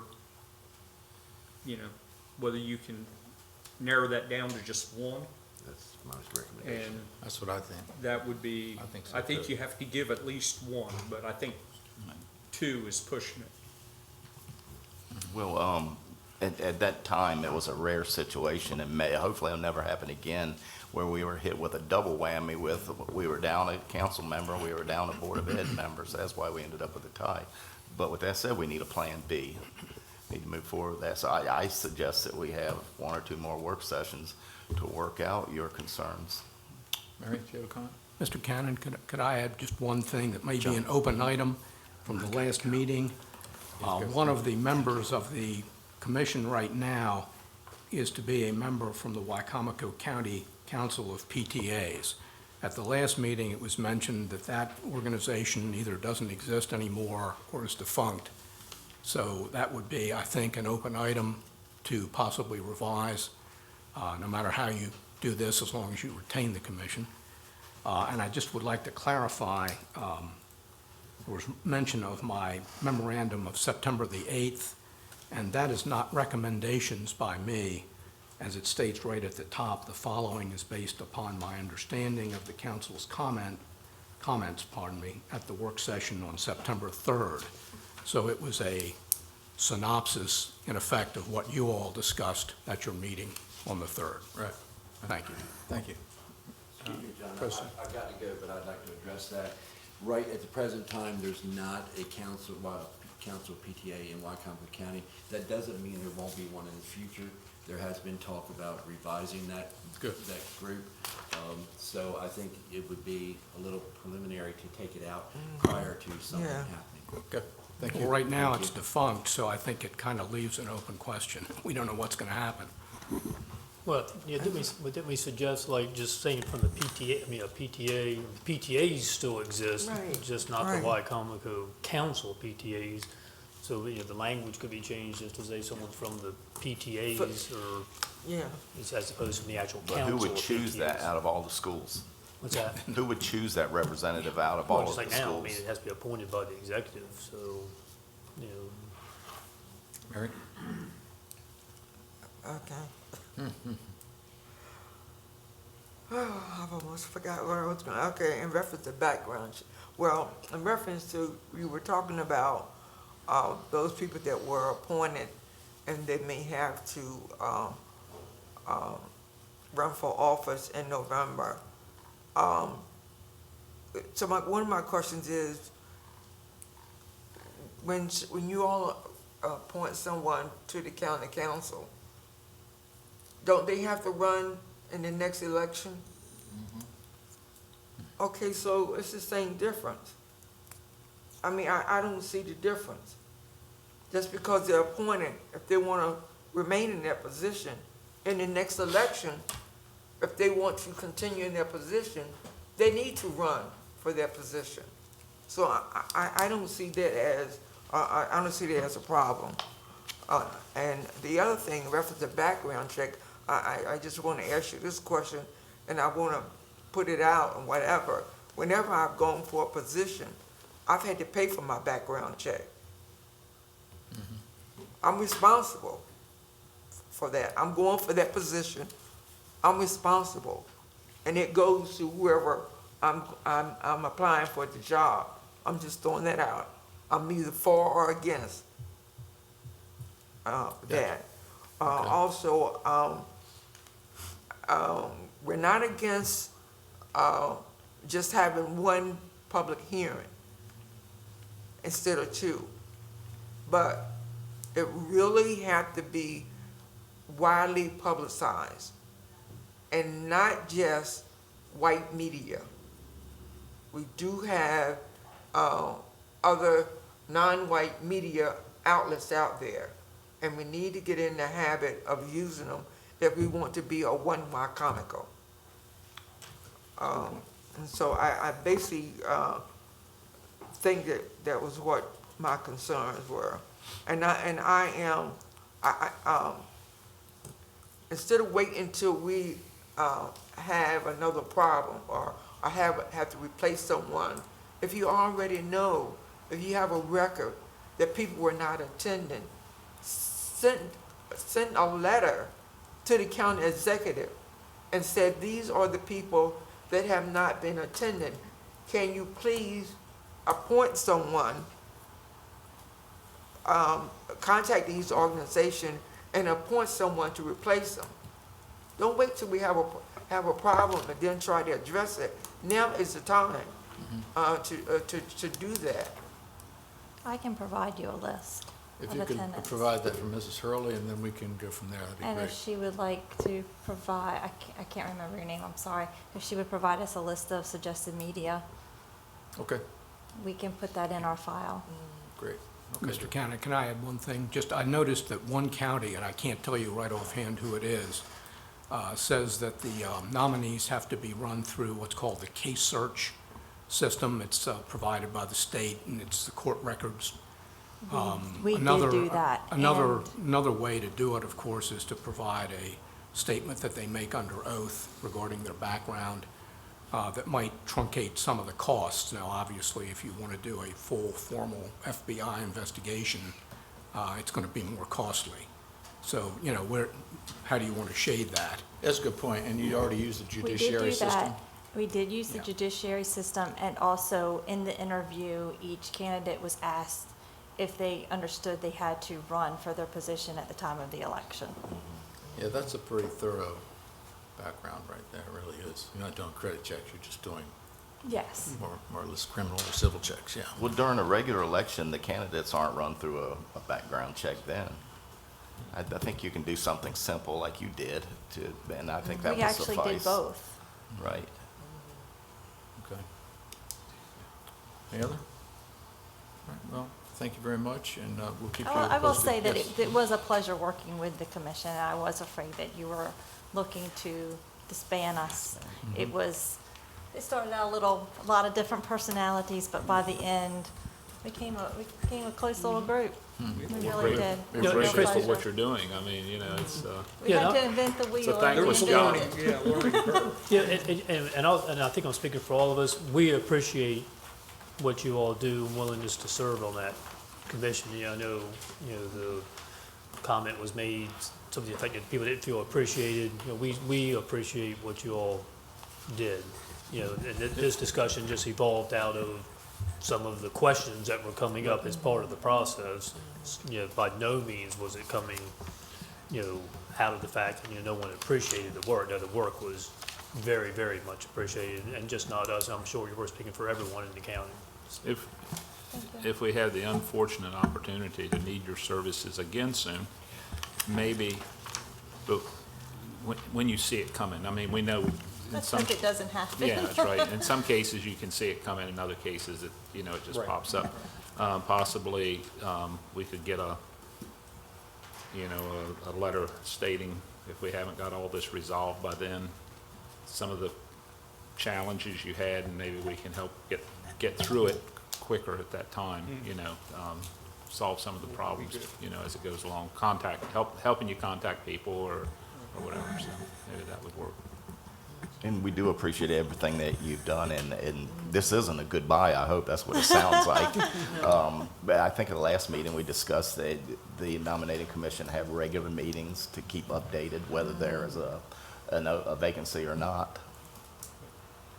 Thank you all very much. Thank you. Thanks a lot. Thank you, Mary. Next item on the agenda is the proposed legislation to ban the release of balloons. Mr. Weston Young scheduled to be here. Mr. Wilbur? Young is under the weather. Is he? Okay. So I'm going to pinch it for him. Well, have a seat. Glad you came. Glad you're here. Subject matter experts to introduce to you. Sit here where everybody can talk to them, right? Morning. This is Carrie Bunning. She is from Willards, Maryland, and the gentleman is Jay Falstead. He is from the Queen Anne's Conservation Association. Good morning. Good morning. Morning. And Bill Chambers is here that he would just like to make a comment. He has a meeting to go to. You need a microphone, Paul? I'll pull it right up. Yeah. Bill Chambers is here and he has to go to another meeting. If he could make a quick comment. Bill, you want to make a comment? Do you want me to make it? I'm happy to No, have him sit here. Good morning, Mr. President and members of the council. Bill Chambers, President CEO, Salisbury Area Chamber of Commerce. We are appreciative that you're having this work session today on this potential legislation. We support it. Our business members support it. It will not have an adverse impact on the business community. I think our business members are very environmentally sensitive. I think this is a long time coming, so we appreciate you doing the work session, Mr. President, and hope this will lead to legislation. Thank you. Thank you. That's important to recognize. Thank you, Mr. Chambers. Okay, the legislation that's being proposed is to prevent or prohibit the release of balloons in Wicomico County. Balloons are defined in this. The direction of this is these balloons that are filled with helium, as I understand it, that tend to escape into the atmosphere and can cause environmental, agricultural, wildlife, and marine damage.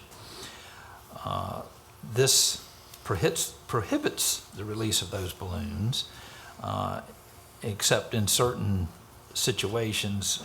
One of these is a balloon that's released by or on behalf of an agency of the state of Maryland or the United States pursuant to a contract with the state of Maryland or the United States or any other state for scientific or meteorological purposes. Another exception would be a hot air balloon that is recovered after launch, and another exception is the negligent or unintentional release of a balloon. And there's a fine of $250 associated with it. The other comment I would make is Carrie has provided me with a copy of a piece of legislation this morning which is being proposed in the upcoming legislative session. At the state level, it's virtually identical, but it does have a section that talks about a balloon release by an institution of higher education conducting research, so that might also be worth consideration. But Carrie, if you have anything you'd like to add as far as background? Sure. Thank you very much for hearing this issue. I came before this council a couple of years ago with the same issue, and it was through work at the same time, didn't know it, but Jay Falstad with the Queen Anne's Conservation Association, through his work and the council there in Queen Anne's County, they were able to be the first county in the state of Maryland to pass a balloon release ban. And as you did mention, I do have a draft legislation that's going before Annapolis in January, but the thought is the more counties that prove that this is an issue to the counties, the municipalities, the citizens, that would be more evidence for the state to want to pass it as well. And just in terms of background, there's a lot of different issues here. We know there's two kinds of balloons. There's mylar, there's latex. Mylar is a metallic material. It is not biodegradable. It's the one you find most often laying on the ground because it doesn't bust. It doesn't disintegrate very well. Yes, these are Mylar balloons. And those, the biggest issue with them is being metal. They hit power lines, cause fires, explosions, power outages. Even one of the wildfires out in California this past summer was said to have been caused by a Mylar balloon hitting a power line. So they're very dangerous. The other one is latex. It is a natural element. It's naturally biodegradable. However, it takes several years. A lot of manufacturers of those type of balloons now are marketing them as biodegradable. That means probably 6 months is the earliest it would naturally biodegrade. But as we've seen many pictures before, it can take 2, 3, 4 days for that balloon to come back down to the ground, become litter, and also potentially kill a lot of different kinds of wildlife. So 6 months is irrelevant when knowing that 2 or 3 days is how long it could take to kill an animal.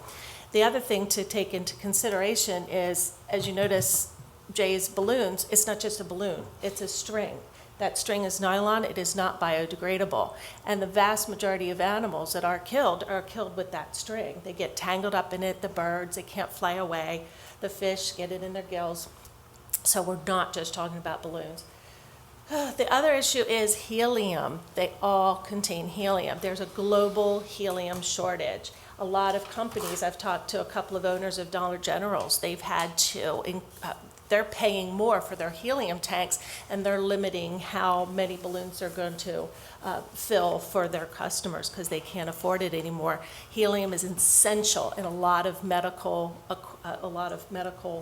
research, as well as treatments, respiratory treatments primarily. So there's a lot of issues well beyond the litter. I really want to hope that this council can see it. It's not just a litter issue. It is a wildlife issue. And I know Jay has other things to add. Sure. Well, first, thank you very much for allowing me to speak. And the reason that I'm here is just to give a little bit of background on the Queen Anne's County bill, the genesis of it, and why we decided to move it forward. So this all started a few years back, and me personally, I ended up finding a cluster of balloons like this where I live. But written on the balloon in a Sharpie pen was a telephone number that said, if you find this, please call. And we've all done that. I mean, I'm sure every one of us has released a balloon at some point in our youth. But anyway, we called that number. And it turned out that they were released from Dayton, Ohio 4 days earlier, and had traveled some 500 miles. In talking to other farming, I have a farm, but in talking to other farmers in the community, I just asked them if they had been finding balloons. And it turned out that a neighboring farm had found some from the Indianapolis 500. And so from that point on, we started finding that balloons being released elsewhere were impacting a wide cross-section of the community, not just the ag community, where these things get tied up in farming equipment, but also livestock operations, where if these balloons are lying in a field, if a calf were to find this, once this ribbon gets caught in their system, it's a virtual death sentence.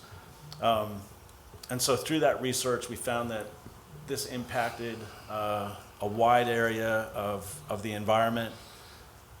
We then started talking with watermen, and just about every waterman that we talked to on the bay, Eastern Bay, the Chesapeake Bay, said that they routinely find floating balloons almost all the time. We then started talking to offshore fishermen and sailors, and they too were reporting this. And so if you can imagine balloons that are being launched from the Midwest landing here, the balloons that are being launched from the East Coast are ending up out at sea and causing a problem. So we introduced a bill. It went through without any opposition, mostly because everybody agreed with it. We hope that you all will consider doing the same thing. I think between Wicomico County and Queen Anne's County, we can lead the state in doing the right thing, and we hope to bring this forward in the next legislative session.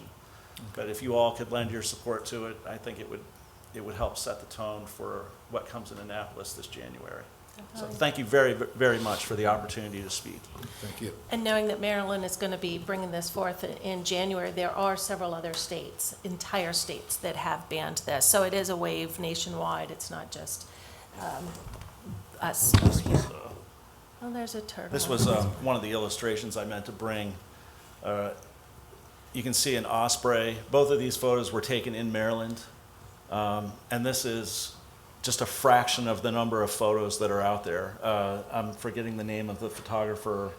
Ann Richardson. Ann Richardson has a whole portfolio of. You need to put that in front of you so the camera can see. Oh, there's a camera. Oh.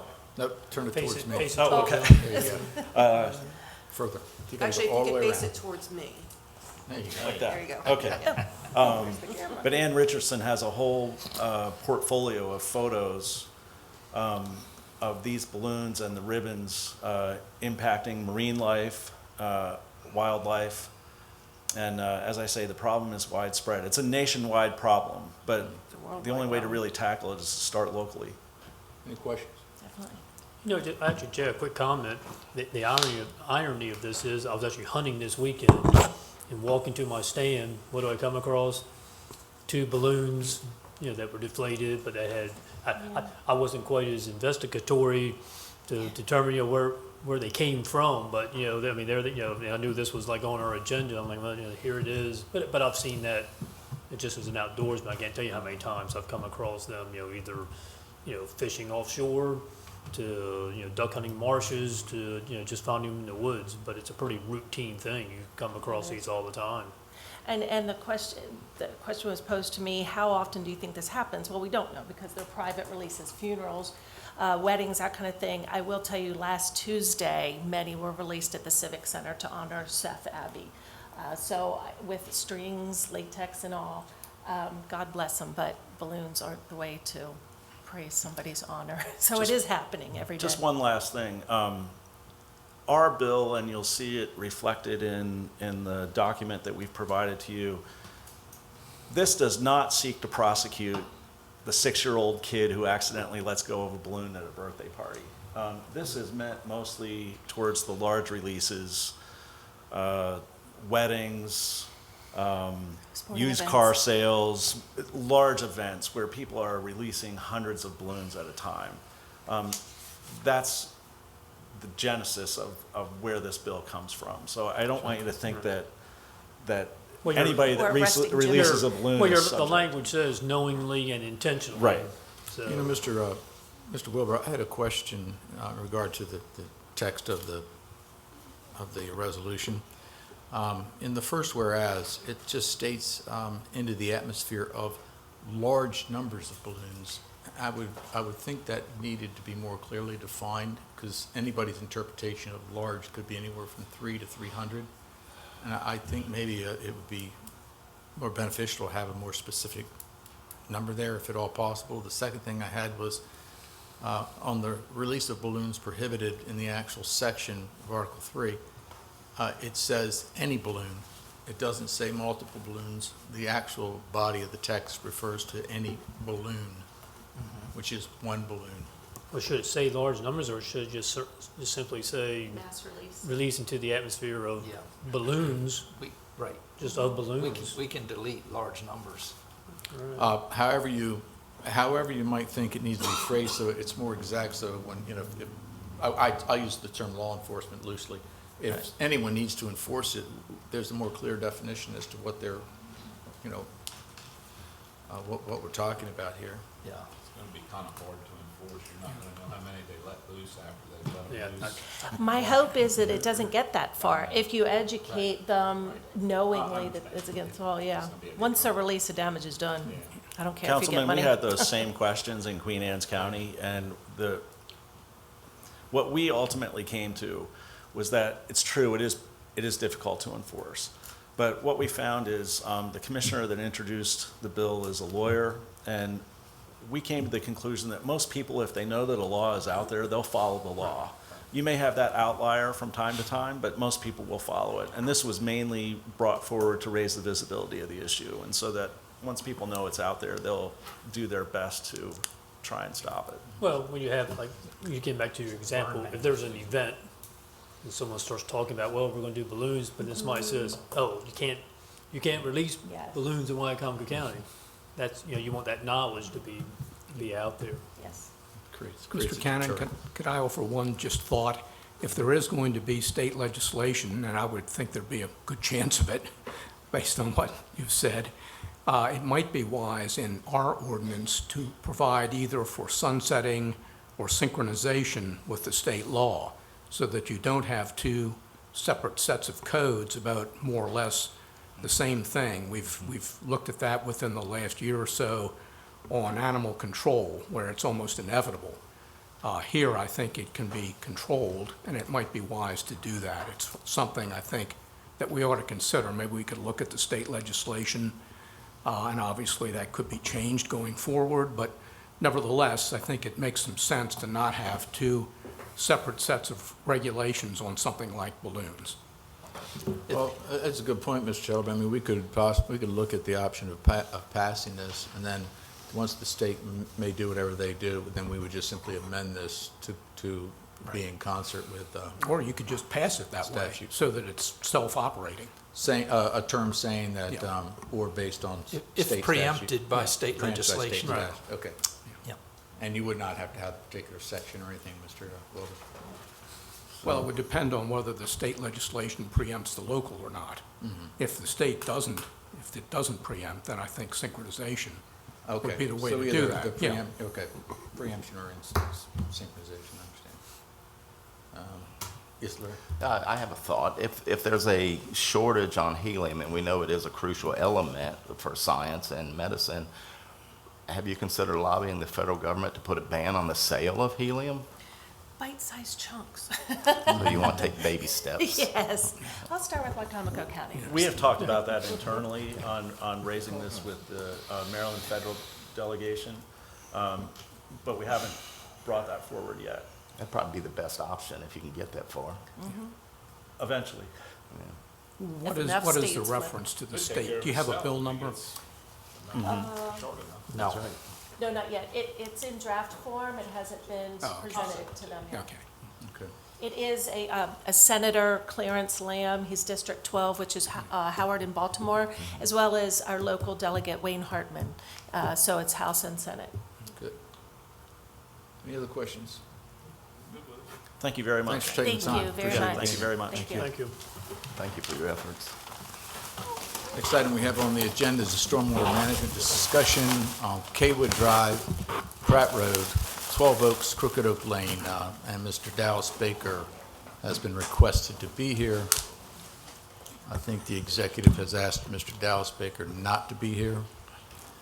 The next item after that is an update on the Morris Mill Dam work. Again, that is for Mr. Baker. And we're not quite sure as to why the executive branch is refusing to have staff here. Big part of what our responsibility is as a legislative body is to review these matters publicly, so that the public, not only the council can discuss it, but so that the public can be made aware of what these concerns might be. And there are great concerns. We've seen the meetings that have demonstrated what great concerns there are over the stormwater management on Kaywood, Pratt, Crooked Oak Lane. Not only that, but the Morris Mill Dam work, which, as I understand, initially was, I think very initially was a $600,000 project, which became a $1.1 million and is now increased to over $3 million. So I think that, with that in mind, I find it very disappointing that the executive branch has chosen, and I think it's very counterproductive as a county, for the executive branch to choose and to instruct staff not to attend county council meetings under any circumstances. We've had this problem before on numerous occasions, and it seems to just be exacerbating Mr. President, the issues, the problems. We have the same constituents in Kaywood that are always contacting us almost weekly, if not every other day, about the flooding in that area.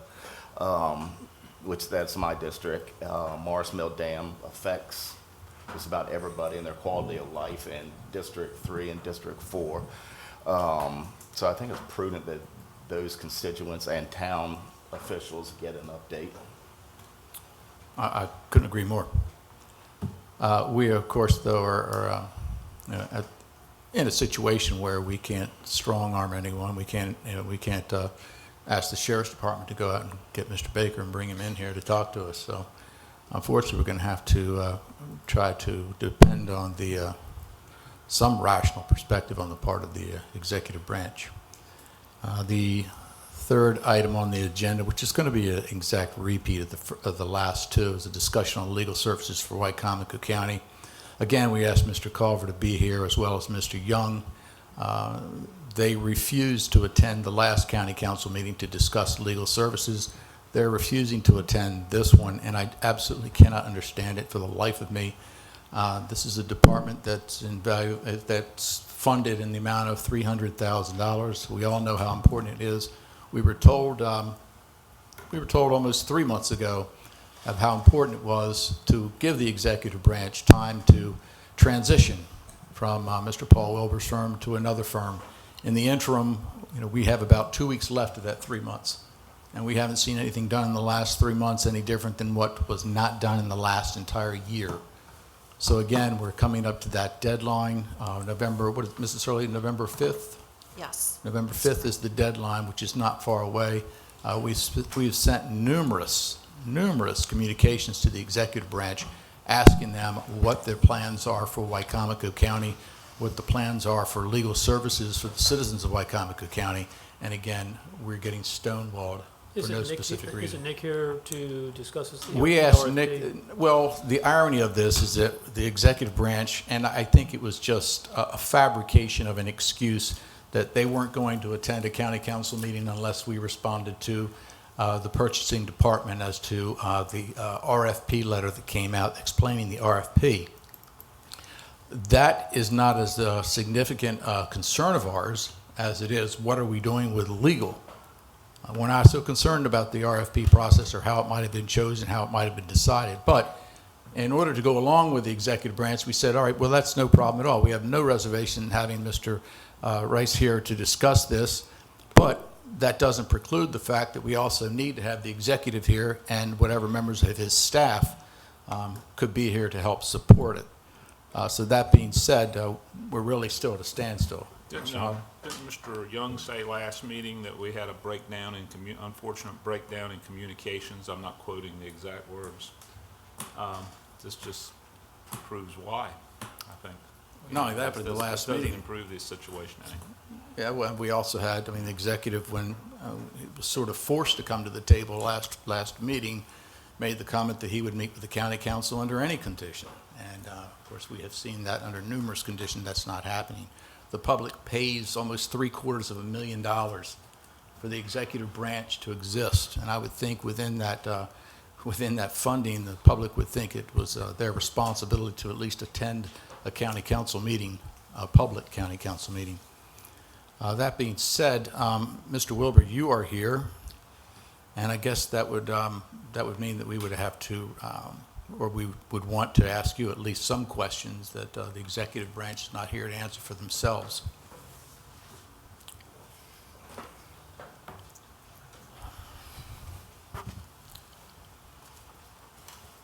Good afternoon. Good afternoon. I think to lead off, what we're really trying to define here, Mr. Wilbur, is where we're headed as a county. We thought we were at such a critical juncture 3 months ago as to not have legal services.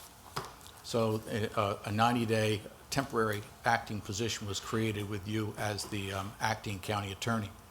We're looking at, in the period of just maybe a little over 2 weeks, we're going to find ourselves as a county back in that exact situation. Could you maybe shed any light for us as to where you see this direction and where it is heading? That's the appointment process rests with the executive, and I think he will have to address that. I couldn't agree more. From a legal perspective, could you tell us where you think the county will be once the 90-day extension has expired? Well, as I said at the last meeting, that I think the executive can seek their own counsel about our contract, as well as the council has their own counsel. So I would prefer not to go into legal ramifications that could affect our contract with the county. Now, your contract with the county expires at the end of this 90-day period, am I correct? If it's not extended. When you say if it's not extended, exactly by what means are you referring to? Well, the council can always vote to extend. So I guess the question would be, if the council chose not to extend the 90 days, where would we be? Where would that leave us? I'm going to throw that to the executive and the council and their respective council. Has there been any talk of you working Joe, past the you 90? use your mic. I'm sorry, has there been any talk of you working past the 90 days extension? I think that that should be addressed with the executive. Have we, as the council, no, I guess this is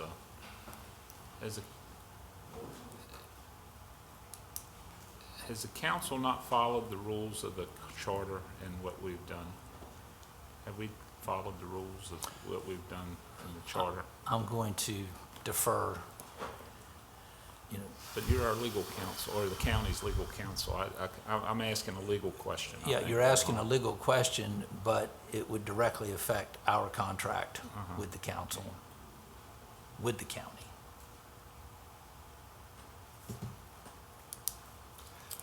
And I think the council's position is that if we were not to grant an extension of the 90 days, then you or your firm, however you might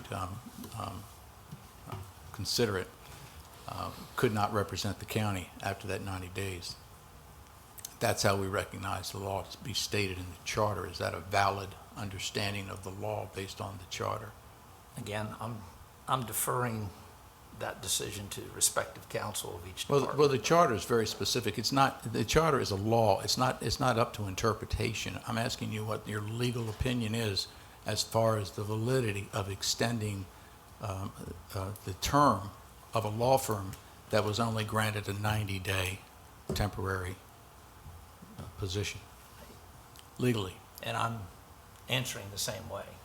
Well, you haven't answered what our question is as far as how does the charter define that if the council chooses not to extend the 90-day period?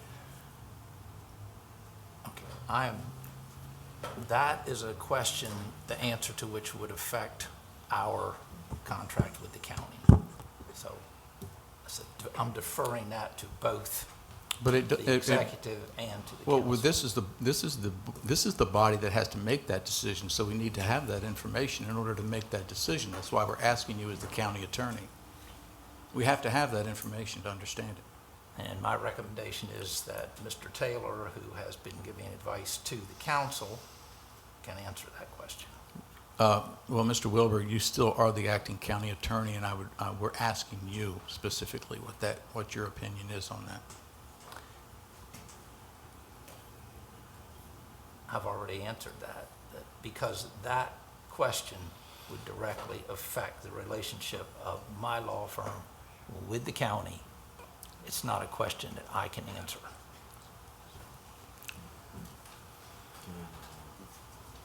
For the record, November 5th, if that is the deadline, is 21 days, which is 3 weeks. And I understand what you're saying because you're in the hot seat there, but it sounds like you're taking sides with the executive and not the county council branch. That's not my intention. Mr. President? Yes, sir. Can we move on? Because apparently he's not going to answer any of our questions, so we're sitting here wasting time.